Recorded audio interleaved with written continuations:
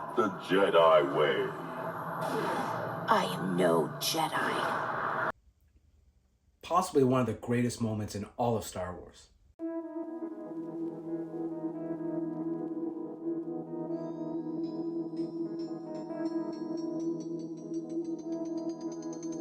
Hello and welcome back to another episode of Fumbling Through the Galaxy with your host, Severus Snape. Today we got another great statue in from Sideshow. This is actually Ahsoka Tano as seen in Rebels in premium format figure. This is actually the exclusive collector's one, so it features Ahsoka and her familiar Moira.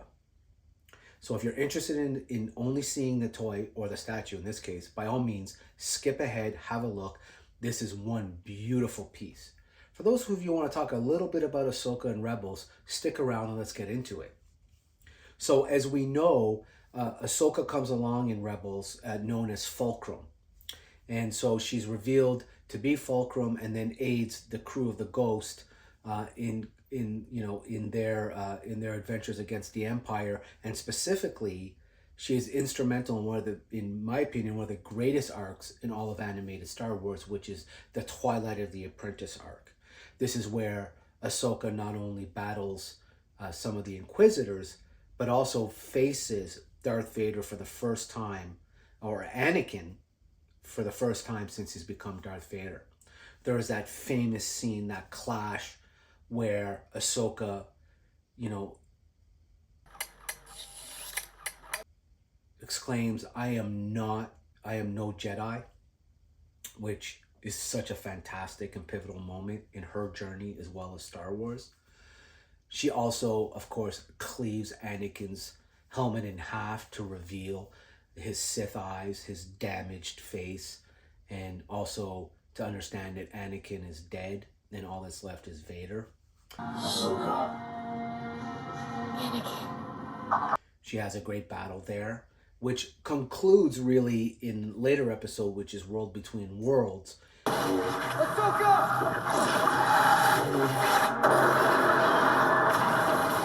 Which is actually explored in Ahsoka season 1. And what's interesting about that is by introducing that, we also by extension get the mortis connection.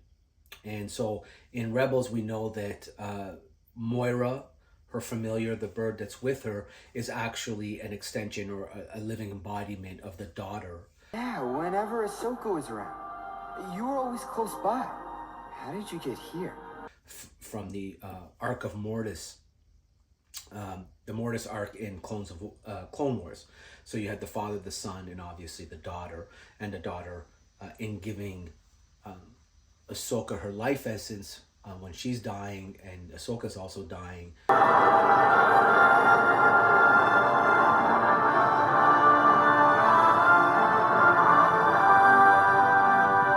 Kind of imbued some of her spirit in her, and of course we know that Moira is that familiar that carries some of that with her as well, some of the daughter with her as well. So it's really neat that was kind of introduced into Ahsoka season 1. And why I think that's extremely important is I hope, and I saw something the other day online, but I'm not sure if it's actually one of those deep fake videos that they do also well now with AI. But I believe, and I'm really hoping, that in Ahsoka season 2, we're actually going to explore the mortis, the gods of mortis, so the father, the son, and the daughter. My children and I can manipulate the Force like no other. And more specifically, the mother, who was Abeloth, as we know. And Abeloth in the Fate of the Jedi books is an absolute crucial character, and a nemesis and an evil Force wielder who was corrupted because as a human she was not a god of Mortis, and so when she drank from the fountain and bathed in the water, it corrupted her and made her wholly evil. And just her depiction in the literature, in the books, is so fantastically frightening. It's going to be interesting, with that, the teeth, all the jaws and the tentacles. It's going to be really interesting if they can capture that in Ahsoka, or if they even go there, which, seeing that as we saw the father's hand outstretched in season 1.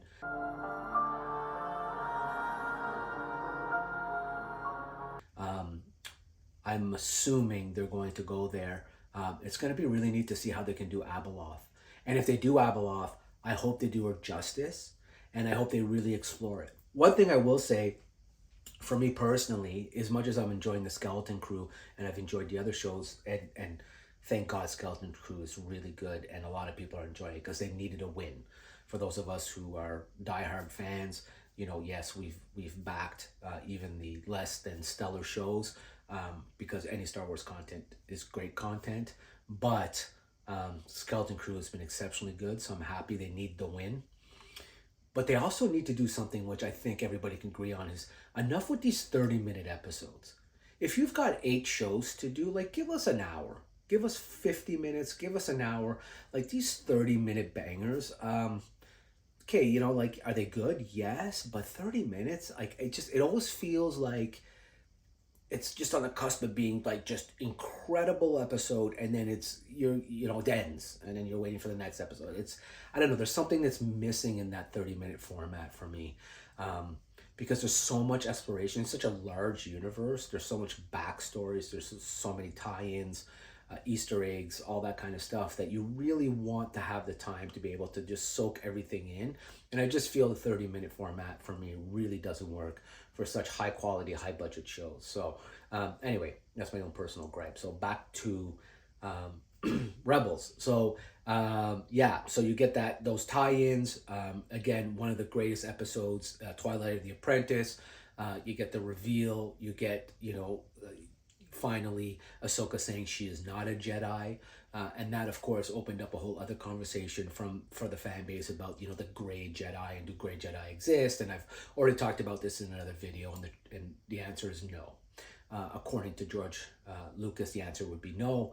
I think in the post-George Lucas world, that answer is a little less clear and a little more ambiguous, and I think people have argued quite rightly that there is such a thing as a gray Jedi, and so on and so forth. I am not of that school. If you are, there's no problem with that.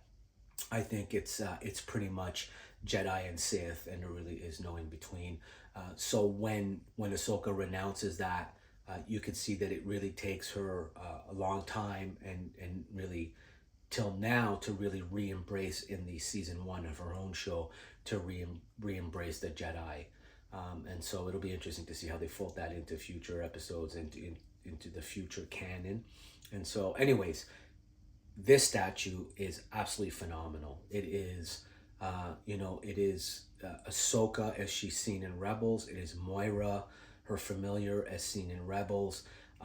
It's one that it was on my radar for a long, long time, and one that I recently had the pleasure of finding on Marketplace. Again, it was priced to sell. One thing about living in Canada, or if anybody who's living outside the US and has to deal with Sideshow, I imagine, I don't know if it is the same. If it's not, let me know. But in Canada, it makes it, the cost associated with it sometimes is quite challenging, because not only are you paying the exchange rate, but you're also then paying for tax, duties, and shipping, and that can really add up quite quickly. And so, it makes an otherwise well-priced piece just become, a little more challenging to get and to justify. And you know what? It's a shame. I really wish that Sideshow had an official Canadian carrier, because I see a lot of them here. So obviously there's a market, but anyway, it is what it is. I got my hands on this through Marketplace for a reasonable price to sell. Very happy with it. And one thing about Sideshow is you're always going to have these ginormous shipper boxes that we're all familiar with. So just to give you a scale of how big that box is, I mean, it's massive, right? And so this is the Ahsoka Tano Premium Format exclusive. And so that is the shipper box. And this is the actual box, which we'll have a look at downstairs when we get to the table. But here is the art on the box. So yeah, that is the Ahsoka Tano Premium Format figure that we'll be looking at. Before we get downstairs, let me know, what is your favorite Ahsoka story arc, whether it be from Clone Wars, Rebels, her own TV show? You know, what do you think about Ahsoka season 2? What do you think it's going to be? What do you think stories they're going to explore? What do you think about the Mortis arc? And do you think that, you know, there's been a lot of theories that, you know, Anakin is the father and Ahsoka is the daughter. So, you know, and then after Ahsoka season 1, a lot of people thought Baylan Skoll was actually the father, Ahsoka was the daughter, and Anakin was the son. So anyway, interested to hear what you have to say about that. As always, like, subscribe, and share. And let's get to the table and have a look at this figure. All right, here we are at the table with the box.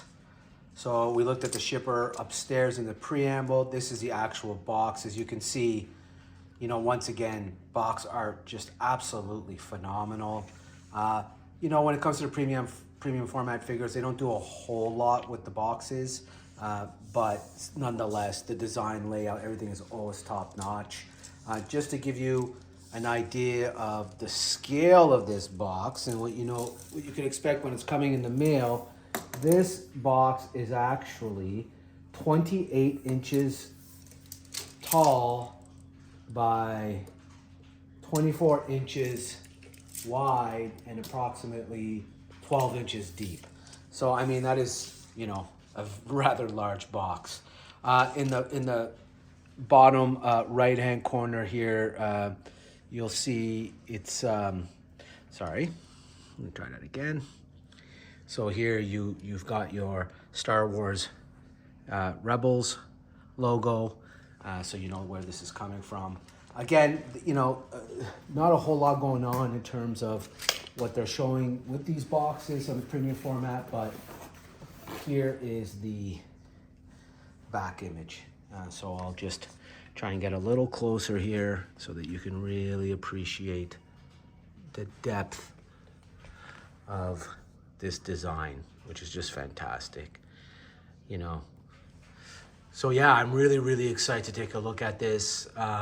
You know, what I love here is that normally Sideshow is super good at capturing the figure that you're actually going to be seeing with the art that's on the box.